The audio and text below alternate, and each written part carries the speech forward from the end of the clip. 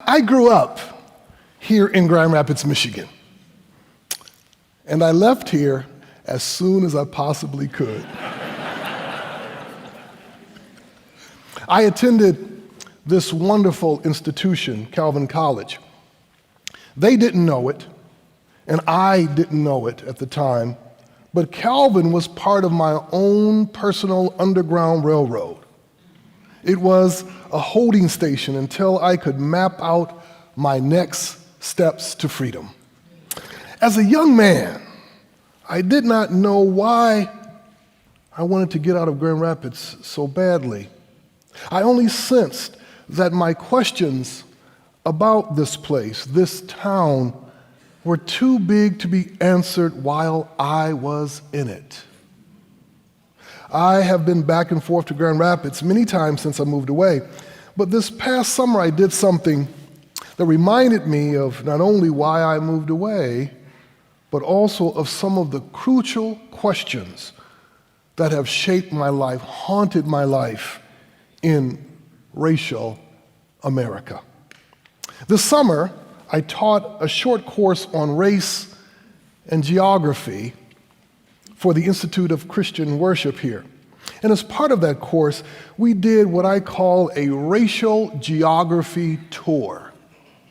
I wanted this group of pastors, church leaders, community leaders, leaders of parachurch organizations to see the ways race functions geographically on the ground in a city. So we drove through my old neighborhood on Franklin Street, following some of the routes I took on my Stingray bike as a boy.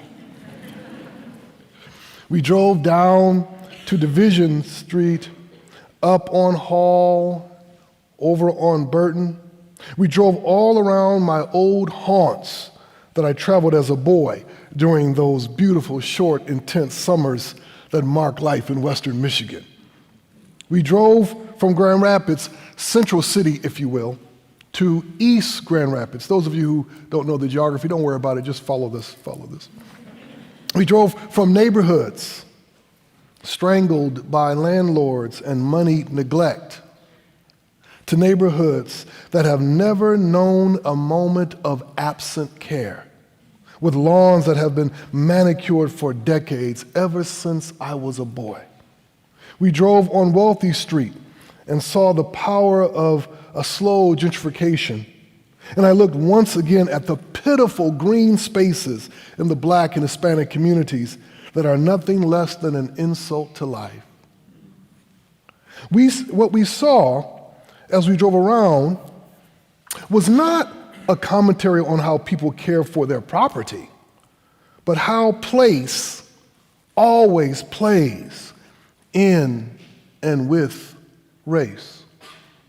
Place plays with race.